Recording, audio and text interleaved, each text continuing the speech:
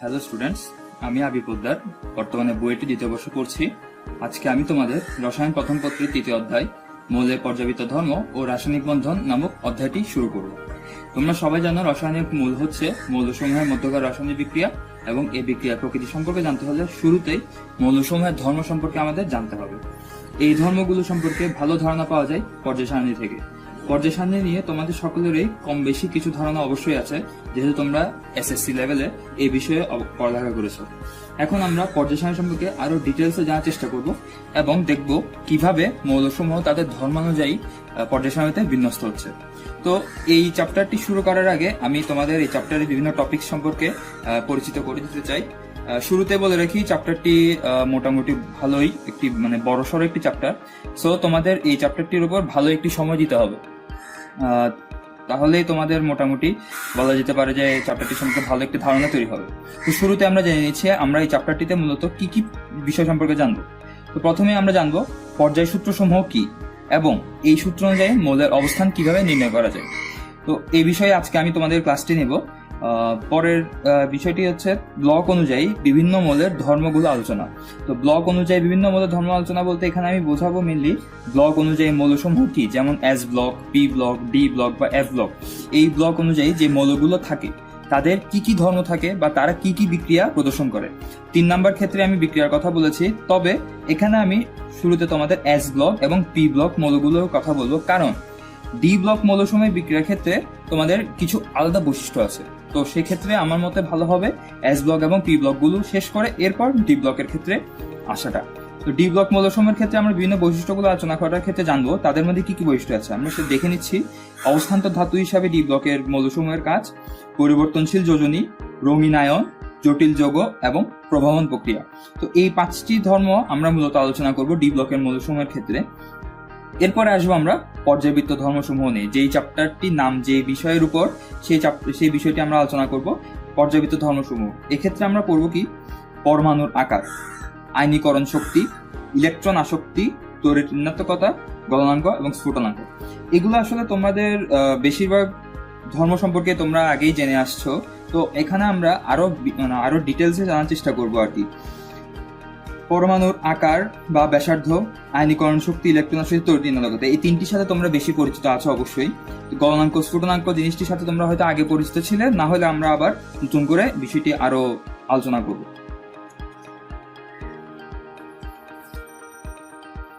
এরপর আসছে বিভিন্ন প্রকার রাসায়নিক বন্ধন এবং তাদের গঠন প্রক্রিয়া। রাসায়নিক বন্ধন সম্পর্কে তোমাদের অবশ্যই ধারণা আছে, যেহেতু তোমরা রসায়ন এর আগেও পড়েছো। তো রাসায়নিক বন্ধনগুলো আমরা যেগুলো আলোচনা করবো তা হচ্ছে আয়নিক বন্ধন, সমযোজী বন্ধন, সন্নিবেশ সমযোজী বন্ধন এবং হাইড্রোজেন বন্ধন। এর মধ্যে তোমরা আয়নিক বন্ধন এবং সমযোজী বন্ধনের সাথে পূর্বে পরিচিত আছো। তোমাদের ক্ষেত্রে নতুন হচ্ছে সন্নিবেশ সমযোজী এবং হাইড্রোজেন বন্ধন। এই ক্ষেত্রে আমরা যখন এই টপিকটি আমরা আলোচনা করব, বিভিন্ন প্রকার রাসায়নিক বন্ধন ও তাদের গঠন প্রক্রিয়া, তখন আমরা শুরুতে আয়নিক বন্ধন এবং হাইড্রোজেন বন্ধন এই দুটি আগে আমাদের পড়ে নিতে হবে, কারণ এর পরবর্তী টপিক যেটি অরবিটাল অধিক্রমণ এবং সংকরণ, তার সাথে সম্পর্ক রয়েছে সমযোজী এবং সন্নিবেশ সমযোজী এই দুটি বন্ধনের। তাই আমরা চেষ্টা করব আয়নিক বন্ধন, হাইড্রোজেন বন্ধন এই দুটিকে আগে শেষ করে অরবিটাল অধিক্রমণ এবং সংকরণ এই টপিকটির সাথে সমযোজী বন্ধন ও সমনিবেশ বন্ধন এই বন্ধন দুটি পড়ার জন্য। এরপর আসছে ফাজানের নীতি। ফাজান নীতি সম্পর্কে তোমরা এবার প্রথম জানবে। এটি খুবই গুরুত্বপূর্ণ একটি নীতি। তোমাদের পরীক্ষার হলে বা পরীক্ষা প্রশ্নে শিক্ষকরা এই নীতিটি নিয়ে ভালোই প্রশ্ন করতে পছন্দ করেন। তো আমরা আশা করি ভালো করে বুঝবো নীতিটা। এরপর আসছে জটিল যৌগসমূহের নামকরণ। জটিল যৌগসমূহ বলতে আমি এর আগে তোমার অরবিটাল ডি ব্লক মৌলসমূহের পড়ানোর ক্ষেত্রে বলেছিলাম যে ডি ব্লক মৌলসমূহ একটি ধর্ম হচ্ছে জটিল যৌগ। তো তাদের নামকরণের ক্ষেত্রে কিছু রুলস ফলো করা হচ্ছে, সেগুলো নিয়ে আমরা জানতে পারবো। এবং সর্বশেষ টপিকটি হচ্ছে দক্ষতা ভিত্তিক কিছু সমস্যা ও তার সমাধান। এখানে দক্ষতা ভিত্তিক সমস্যা বলতে পরীক্ষার প্রশ্নে যে সকল উচ্চতর দক্ষতামূলক প্রশ্ন আসে অথবা অনুধাবনমূলক প্রশ্ন আসে, তাদের কিছু কিছু প্রশ্ন আমরা এখন সমাধান করার চেষ্টা করব, যেটি একদম শেষের দিকে করব আর কি আমরা। তো আশা করি আমরা এখন ক্লাসটি শুরু করব, তোমাদের আশা করি ভালো লাগবে। পর্যায় সূত্রটি শুরু করার আগে আমাদের আগে জেনে নিতে হবে বিভিন্ন ব্লক মৌলসমূহ বলতে কি বোঝানো হয়। তো ব্লক মৌলসমূহ বোঝার আগে আমাদের ইলেকট্রন বিন্যাস সম্পর্কে ধারণা থাকতে হবে। আগের চ্যাপ্টারে তোমরা নিশ্চয়ই আহ্বান নীতি অনুযায়ী ইলেকট্রোবিন্যাস করতে শিখেছ। এখন আমি অতি পরিচিত একটি মৌল পটাশিয়ামের ইলেকট্রোবিন্যাসটি করব এবং এটি দ্বারা কিভাবে ব্লক মৌলগুলো নির্ধারণ করা হয় তা বোঝার চেষ্টা করব। তো প্রথমে আমি ব্লক মৌলসমূহ নির্ধারণ করার চেষ্টা করছি।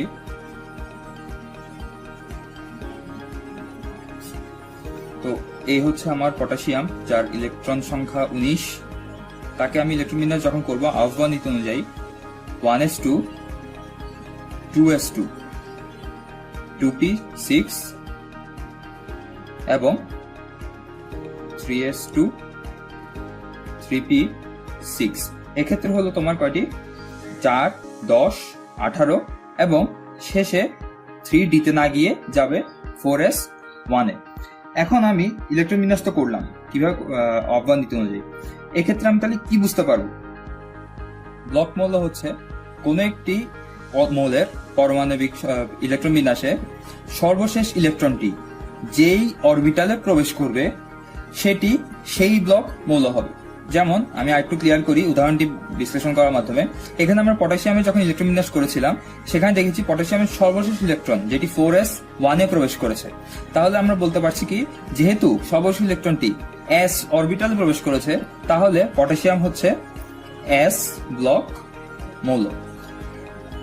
আশা করি তোমরা সবাই বুঝতে পেরেছো। আমি আবার বলছি, যেহেতু সর্বশেষ ইলেকট্রনটি s অরবিটালে প্রবেশ করেছে তাহলে পটাশিয়াম হচ্ছে s ব্লক মৌল। তেমনি ভাবে আমরা একটি p ব্লক মৌল উদাহরণ যদি জানতে চাই তাহলে আমি অক্সিজেন এর ইলেকট্রন বিন্যাসটি করতে পারি। অক্সিজেনের ইলেকট্রন সংখ্যা হচ্ছে 8টি। তাহলে আমরা বলতে পারছি কি 1s2 2s2 এবং 2p4। এক্ষেত্রে আমরা যদি আরো ভেঙে বিশ্লেষণ করি তাহলে 2px এর একটি, 2px এ দুটি, 2py এ একটি এবং 2pz এ একটি ইলেকট্রন প্রবেশ করেছে। তাহলে এক্ষেত্রে বলতে পারছি কি অক্সিজেন হচ্ছে p ব্লক মৌল। আশা করি তোমরা সবাই এখন ব্লক মৌল সম্পর্কে ধারণা পেয়েছো। এখন আমরা আস্তে আস্তে পর্যায় সূত্রের দিকে এগিয়ে যাচ্ছি। পর্যায় সূত্র কি?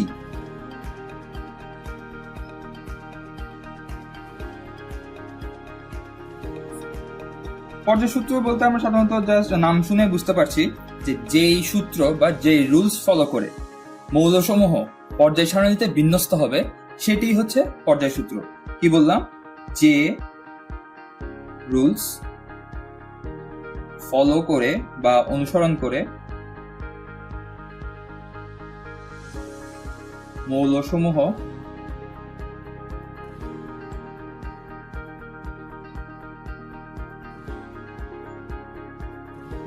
পর্যায় সারণীতে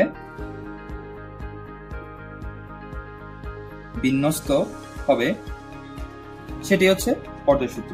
তো এখন আমরা তাহলে জানতে পারছি যে পর্যায় সূত্র অনুযায়ী মৌলসমূহ পর্যায় সারণীতে বিন্যস্ত হয়। এখন আমরা দেখব কতটি সূত্র রয়েছে। সাধারণত আমাদের পর্যায় সূত্র রয়েছে দুটি। প্রথমটি হলো আধুনিক পর্যায় সূত্র,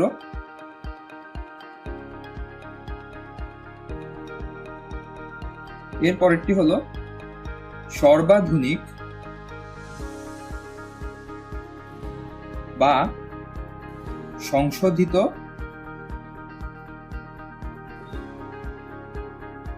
পর্যায় সূত্র। বর্তমানে সংশোধিত পর্যায় সূত্র এই নিয়মটি ফলো করা হচ্ছে। তো আধুনিক পর্যায় সূত্র এবং সংশোধিত বা সর্বাধুনিক পর্যায় সূত্র দুটি আমরা এই সিলেবাসে কভার করব। তো তোমরা আশা করি মনোযোগ দিয়ে পড়লে অবশ্যই বুঝতে পারবে। প্রথমে আমরা আসি আধুনিক পর্যায় সূত্র, এই জিনিসটা আসলে কি। আধুনিক পর্যায় সূত্রের ক্ষেত্রে আমাদের পর্যায় সংখ্যা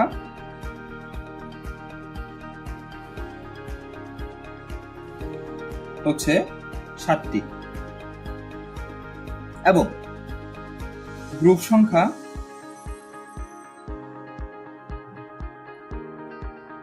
16টি। পর্যায় সংখ্যা 7টি বলতে পর্যায় হচ্ছে পর্যায় সারণীর বাম থেকে ডান দিকে যে সারিগুলো আছে সেগুলোকে বলা হচ্ছে পর্যায়। এভাবে পর্যায় সারণীতে 7টি সারি আছে এবং গ্রুপ সংখ্যা হচ্ছে কলাম বা পিলারের মতো যে সকল অংশগুলো রয়েছে পর্যায় সারণীতে সেগুলো হলো গ্রুপ। পর্যায় সারণীর আধুনিক পর্যায় সারণী এই 16টি গ্রুপের নামকরণের ক্ষেত্রে কিছুটা নিয়ম ফলো করা হয়েছে। আমি এক্ষেত্রে প্রথমে বলছি। প্রথমে জানাই রাখা ভালো যে গ্রুপগুলো রোমান সংখ্যা অনুযায়ী নামকরণ করা হয়েছে। এই গ্রুপের মধ্যে প্রথম 14টি বা যেগুলো আমি রোমান 1 থেকে রোমান 7 পর্যন্ত নির্দেশ করছি, এই 7টিকে প্রতিটিকে এ এবং বি এই দুই ভাগে ভাগ করে 14টি গ্রুপ করা হয়েছে। আমি আবার বলছি, 16টি গ্রুপের মধ্যে রোমান 1 থেকে রোমান 7 পর্যন্ত এই 7টি গ্রুপকে এ এবং বি এই দুই ভাগে ভাগ করে 14টি গ্রুপ করা হয়েছে। প্রতিটি গ্রুপে একটি করে মৌল আছে। এরপর গ্রুপ 8 বা গ্রুপ রোমান 8, এই গ্রুপটিতে আছে 3টি মৌল। এটি একটি ব্যতিক্রমধর্মী গ্রুপ পর্যায় সারণীর ক্ষেত্রে। এই ক্ষেত্রে আছে মানে 3টি মৌল মিলে একটি গ্রুপ তৈরি করছে। তাহলে হলো 14টি এবং একটি 15টি, এবং এই 8 নাম্বার গ্রুপে বা 8ম গ্রুপে রয়েছে 3টি করে মৌল। সর্বশেষ যেটি আমাদের 16তম গ্রুপ, সেটি হচ্ছে 0 গ্রুপ বা গ্রুপ 0। এক্ষেত্রে স্থান দেওয়া হয়েছে সকল নিষ্ক্রিয় গ্যাস সমূহকে।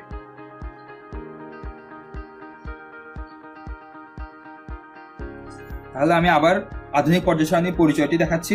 এতে পর্যায়ে আছে 7টি, গ্রুপ হচ্ছে 16টি। গ্রুপগুলোকে রোমান সংখ্যা অনুযায়ী নামকরণ করা হয়েছে।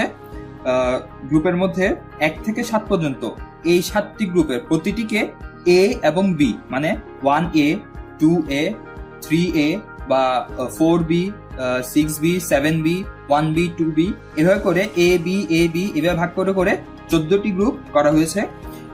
গ্রুপ 8 এর মধ্যে রয়েছে 3টি মৌল।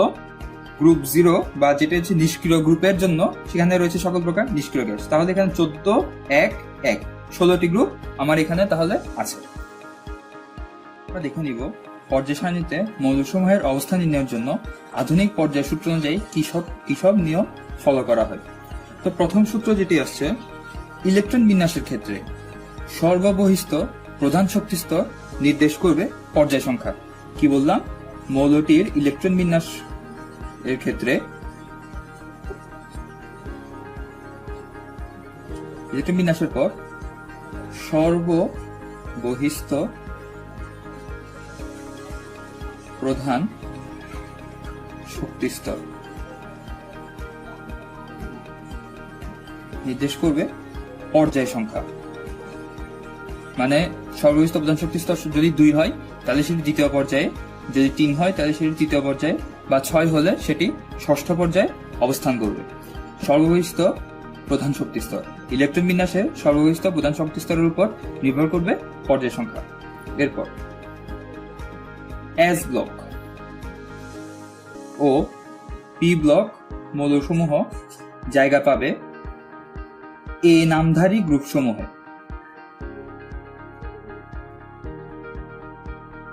এস ব্লক এবং পি ব্লক মৌলসমূহ জায়গা পাবে এ নামধারী গ্রুপসমূহে, এবং ডি ব্লক ও এফ ব্লক মৌলসমূহ জায়গা পাবে বি নামধারী বা বলতে গেলে 3B, 4B, 7B এই সকল বি নামধারী গ্রুপসমূহে। এখানে একটা বলে রাখা ভালো কি, যে যেটি আমাদের 8ম গ্রুপ, গ্রুপ 8, সেখানেও ডি ব্লক সমূহ জায়গা পাবে। তাহলে ডি ব্লক সমূহ কোথায় কোথায় জায়গা পাচ্ছে? 1 থেকে 7B এবং 8 গ্রুপ, এই জায়গাগুলোতে ডি ব্লকগুলো যুক্ত হবে বা বসবে। এরপর এখন আমরা নির্ধারণ করব যে এস ব্লক তো আমরা পর্যায়ে না হয় জেনে যাব, তাহলে এটির গ্রুপ কিভাবে নির্ণয় করব, সেটি কোন গ্রুপে পড়ছে সেটি কিভাবে জানবো। তাহলে আমরা বলছি যে এস ব্লকের ক্ষেত্রে NS, এখানে N বলতে সর্বশেষ প্রধান শক্তি স্তর বোঝানো হয়েছে। NS এর ইলেকট্রন সংখ্যা হবে গ্রুপ সংখ্যা। অর্থাৎ যদি সর্বশেষ শক্তি স্তর 2 হয়, মানে n এর মান যদি 2 হয় এবং S এ যদি 2টি ইলেকট্রন প্রবেশ করে, তাহলে তার গ্রুপ সংখ্যা হবে 2A। এ কিভাবে বলছি? কারণ আমরা আগে বলেছি S ব্লক এবং P ব্লক সমূহ A নামধারী গ্রুপে থাকবে এবং সেটি কত এই গ্রুপে থাকবে, কত এই গ্রুপে পড়ছে সেটি নির্ধারণ করবে কে? ইলেকট্রন সংখ্যা। আমরা জানি S অরবিটালে সর্বোচ্চ 2টি ইলেকট্রনই প্রবেশ করতে পারে, মানে অর্থাৎ S ব্লক সমূহ হয় গ্রুপ 1A তে থাকবে অথবা গ্রুপ 2A তে থাকবে। এটাই আশা করি আমরা বুঝতে পেরেছি। এখন তাহলে P ব্লকের ক্ষেত্রে আসি।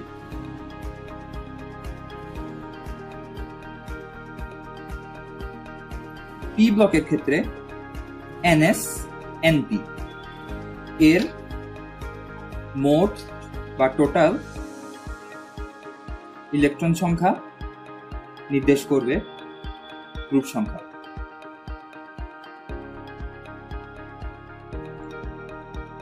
সর্ববহিষ্ঠ শক্তি স্তর, সর্ববহিষ্ঠ প্রধান শক্তি স্তরে S এ যতটি ইলেকট্রন প্রবেশ করবে এবং P তে যতটি ইলেকট্রন প্রবেশ করবে তাদের মোট সংখ্যায় নির্দেশ করবে আমাদের P ব্লকের ইলেকট্রন, P ব্লকের মৌলটি কোন গ্রুপে স্থান পাবে সেটি। এরপর আসছি আমরা D ব্লকের ক্ষেত্রে।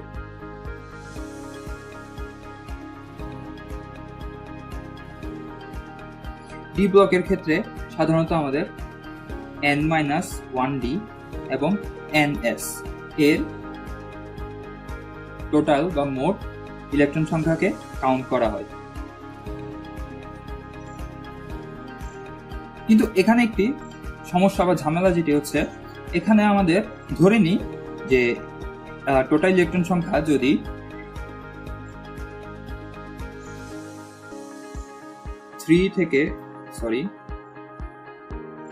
3 থেকে 7 পর্যন্ত হলে, কি বলছি, ডি ব্লকের N-1D এবং NS এর টোটাল ইলেকট্রন সংখ্যা যদি 3 থেকে 7 পর্যন্ত হয়, তাহলে তারা 3B হতে 7B এই গ্রুপগুলোতে জায়গা পাবে। কি বলেছি, 3 থেকে 7 পর্যন্ত যদি তাদের ইলেকট্রনের টোটাল ইলেকট্রন সংখ্যা 3 থেকে 7 পর্যন্ত হয়, তাহলে তাদের জায়গা পাবে কোথায়? 3B থেকে 7B এই গ্রুপ সমূহে। এখন প্রশ্ন হতে পারে, তাহলে কি 7-এর চেয়ে বেশি হতে পারে না যোগফল? অবশ্যই পারে। সেক্ষেত্রে যোগফল যদি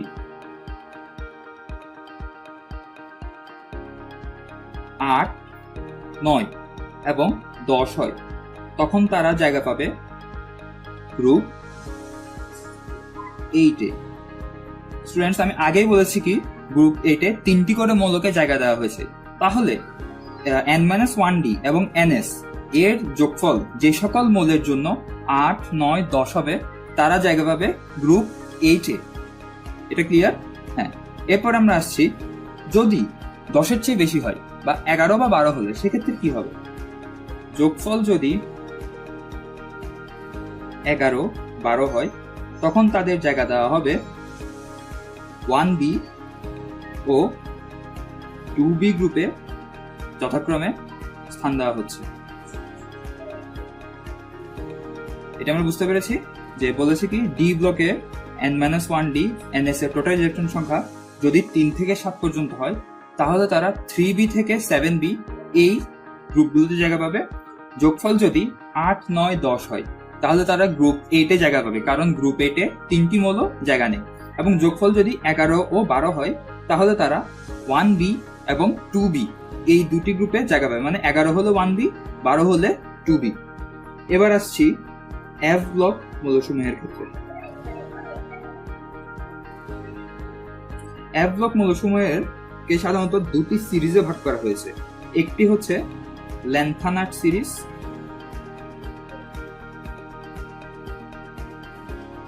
আরেকটি হচ্ছে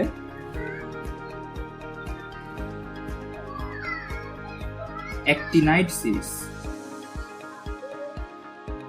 তাহলে বলেছি কি এফ ব্লকের মৌলসমূহকে দুটি সিরিজে ভাগ করা হয়েছে, যেটা হচ্ছে ল্যান্থানাইট সিরিজ এবং অ্যাক্টিনাইট সিরিজ। এই ল্যান্থানাইট সিরিজের মৌলসমূহকে ষষ্ঠ পর্যায়ের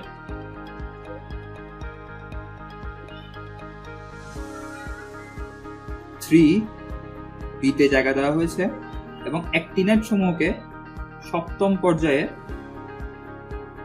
থ্রি বিতে জায়গা দেওয়া হয়েছে। এরপরে সর্বশেষ যে সূত্রটি সেটি হচ্ছে নিষ্ক্রিয় গ্যাস সমূহ তাহলে কোথায় জায়গা দিব। আমরা আগেই বলেছি কি যে নিষ্ক্রিয় গ্যাস সমূহকে আমাদের গ্রুপ 0-তে জায়গা দেওয়া হয়েছে।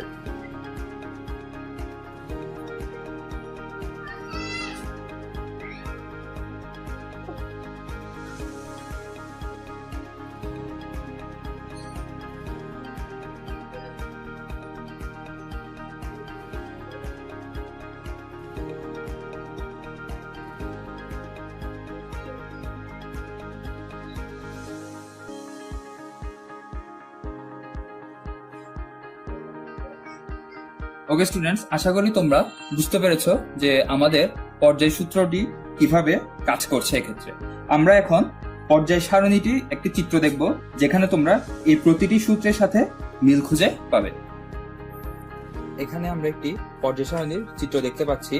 আমরা পর্যায় সারণীতে বিভিন্ন পর্যায় এবং গ্রুপগুলো কিভাবে বিন্যস্ত রয়েছে তা এখন জানবো। শুরুতে পর্যায়গুলো দেখে নেওয়া যাক। সারণীতে আনুভূমিক বা হরিজন্টালি পর্যায়গুলো অবস্থান করছে, অর্থাৎ হাইড্রোজেন এবং হিলিয়াম রয়েছে পর্যায় 1-এ, লিথিয়াম থেকে নিয়ন পর্যন্ত রয়েছে পর্যায় 2-এ, সোডিয়াম থেকে আর্গন পর্যন্ত রয়েছে পর্যায় 3-এ। এভাবে 4, 5, 6, 7 পর্যন্ত পর্যায়গুলো বিন্যস্ত হয়েছে। সর্বশেষ পর্যায় অর্থাৎ সপ্তম পর্যায়ে রয়েছে ফ্রান্সিয়াম থেকে ইউনানক্টিয়াম পর্যন্ত। গ্রুপ ছবির বাম পাশে পর্যায়গুলো নাম্বারিং করা হয়েছে। এরপর আসছি ক্ষেত্রে। গ্রুপগুলি সাধারণত উলম্ব বা ভার্টিক্যালি অবস্থিত। এখানে প্রতিটি কলামের উপরে গ্রুপ সংখ্যা দেওয়া আছে। একটু খেয়াল করলে দেখা যাবে এখানে রোমান সংখ্যার পাশাপাশি ইংরেজি অক্ষরে লেখা 1 থেকে 18 পর্যন্ত নাম্বারিং করা হয়েছে। সাধারণত 1 থেকে 18 সংখ্যা বিশিষ্ট এই গ্রুপগুলো সর্বাধুনিক নিয়ম অনুযায়ী তৈরি করা হয়েছে। আমরা পরবর্তী ক্লাসে আলোচনা করব। আধুনিক পর্যায় সূত্র অনুযায়ী হাইড্রোজেন থেকে ফ্রান্সিয়াম গ্রুপ 1A এবং বেরিলিয়াম থেকে রেডিয়াম গ্রুপ 2A তে অবস্থিত। এই দুটি গ্রুপ এস ব্লক মৌল দ্বারা পূর্ণ। একটু আগে আমি এটি বলেছিলাম। এরপর আসছে 3B থেকে 7B পর্যন্ত গ্রুপ, যেখানে ডি ব্লক মৌল দ্বারা পূর্ণ। এরপর আসছে অষ্টম গ্রুপ। এখানে 3টি করে মৌল রয়েছে। যেমন আমরা যদি পর্যায় 4-এর আয়রন, কোবাল্ট এবং নিকেলের দিকে খেয়াল করি, তাহলে দেখা যাবে এই 3টি মৌল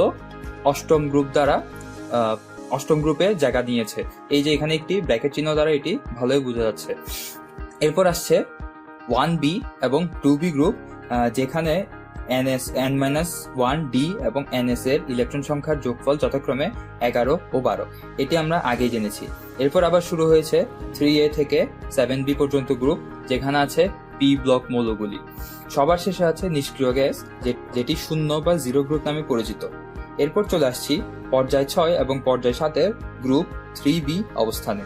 পর্যায় সারণীর সবচেয়ে উল্লেখযোগ্য এবং বিস্ময়কর ব্যতিক্রম হলো এই অবস্থানটি। দুটি অবস্থানে রয়েছে 15টি করে মৌল।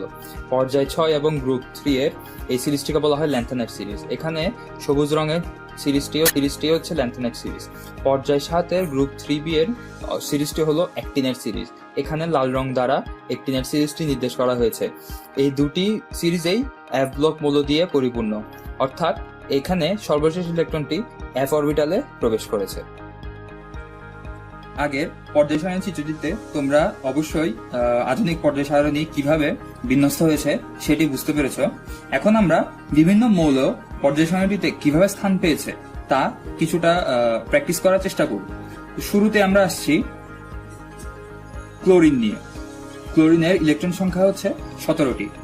আহ্বান নীতি অনুযায়ী যদি আমরা ক্লোরিনের ইলেকট্রন বিন্যাস করি, তাহলে আমরা পাবো 1s2, 2s2, 2p6, 3s2 এবং 3p5। এক্ষেত্রে আমরা দেখছি কি ক্লোরিনের সর্ববহিষ্ঠ শক্তি স্তর হচ্ছে, প্রধান শক্তি স্তর হচ্ছে 3, মানে n=3। তাহলে আমরা বলতে পারছি কি ক্লোরিনের পর্যায় 3। প্রথমে এটি আমরা ডিটারমাইন করে ফেললাম বা এটি আমরা নির্ণয় করে ফেললাম। এখন আমরা নির্ণয় করব যে ক্লোরিন কততম গ্রুপে স্থান পাবে। আমরা অবশ্যই দেখতে পাচ্ছি যেহেতু ক্লোরিনের সর্ববহিষ্ঠ ইলেকট্রনটি পি গ্রুপে পি অরবিটাল প্রবেশ করেছে, 3p5 এখানে প্রবেশ করেছে, তাহলে অবশ্যই ক্লোরিন এ নামধারী গ্রুপে প্রবেশ করবে। এখন তাহলে আমরা পি ব্লক মৌলসমূহের ক্ষেত্রে জানি কিভাবে, যে সর্ববহিষ্ঠ শক্তি স্তরে এস এবং পি এর ইলেকট্রনের যোগফলের মাধ্যমে আমরা গ্রুপ নির্ণয় করতে পারি।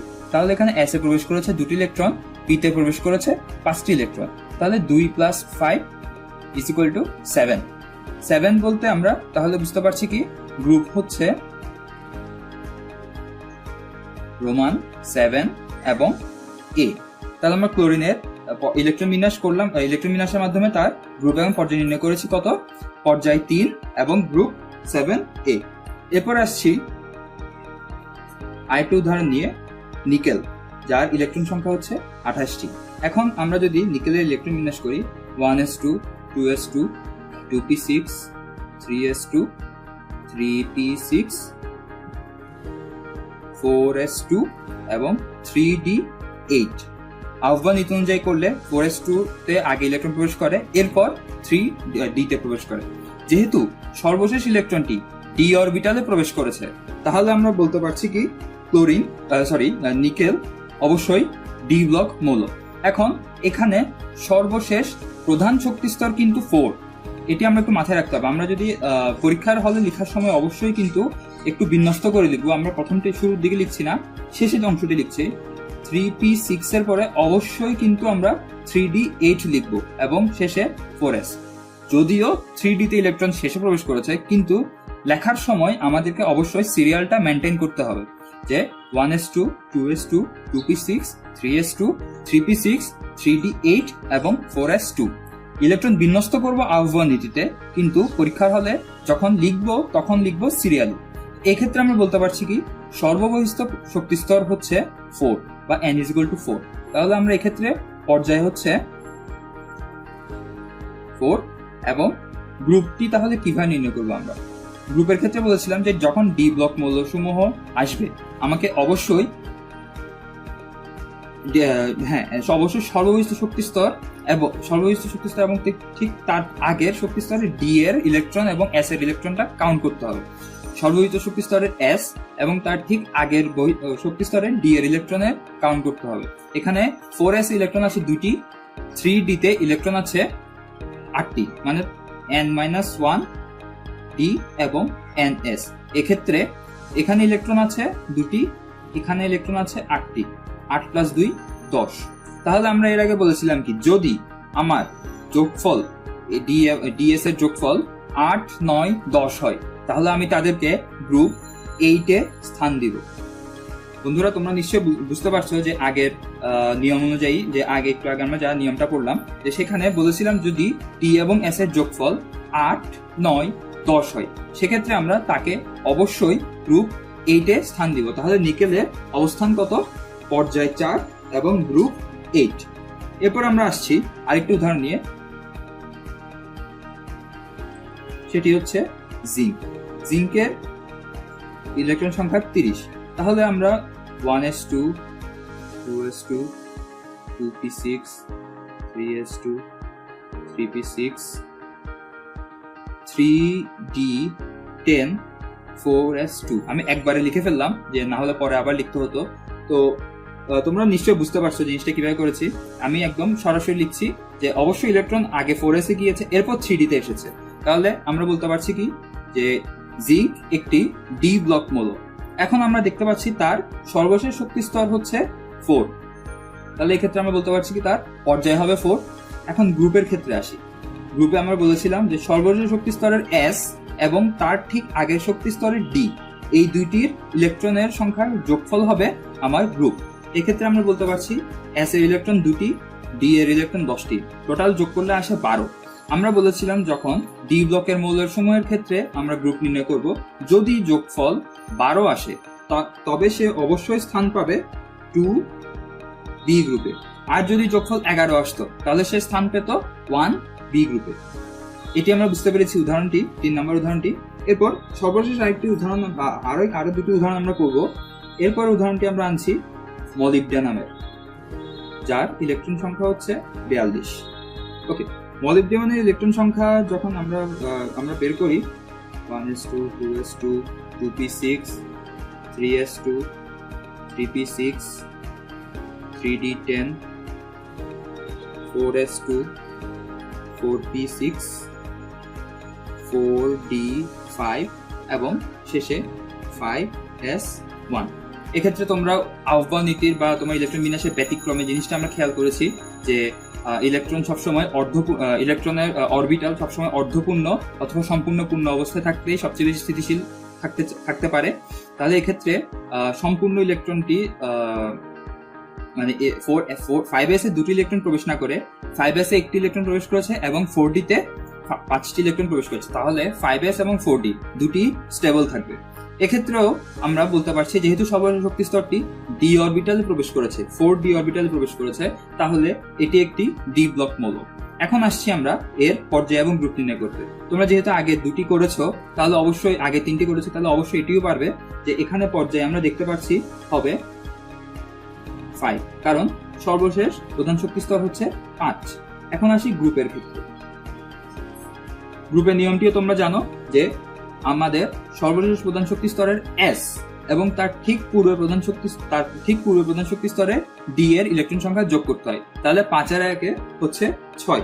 তাহলে মলিবডেনাম আমার স্থান পাচ্ছে 6b গ্রুপে। সর্বশেষ একটি আমরা উদাহরণ করছি, সেটি হচ্ছে একটি নিষ্ক্রিয় গ্যাসে। যেমন আমরা উদাহরণ হিসেবে নিতে পারছি নিকেলকে, নিকেল 18। যখন এই ইলেকট্রন বিন্যাস আমরা করছি আমরা দেখতে পাবো 1s2 2s2 2p6 3s2 এবং 3p6। এখন আমাদের যেহেতু দেখে বুঝতে পারছি এতক্ষণ যখন 4টি করেছি তাহলে আর এটি কোনো বিষয় হচ্ছে না, পর্যায়ে আমরা বলতে পারছি 3, এবং যেহেতু এটি একটি নিষ্ক্রিয় গ্যাস তার গ্রুপ হবে 0। তাহলে স্টুডেন্টস, আমরা আজকে আধুনিক পর্যায় সূত্রটি সম্পর্কে জানলাম, আমরা আধুনিক পর্যায় সারণীটিও দেখেছি এবং সেই অনুযায়ী বিভিন্ন মৌলের আমরা পর্যায় সারণীতে অবস্থানও নির্ণয় করতে পেরেছি। আশা করছি তোমাদের পরবর্তীতে যখন কোনো এ ধরনের সমস্যা আসবে তোমরা অবশ্যই মৌলের পর্যায় নির্ণয় করতে পারবে বা মৌলের গ্রুপও নির্ণয় করতে পারবে, অবস্থানটি নির্ণয় করতে পারবে। ওকে স্টুডেন্টস, পরের ক্লাসে আমরা সর্বাধুনিক পর্যায় সূত্রটি নিয়ে আসব এবং দেখব সেখানে কিভাবে মৌলের অবস্থান নির্ণয় করা যায়। ধন্যবাদ আপনাদের।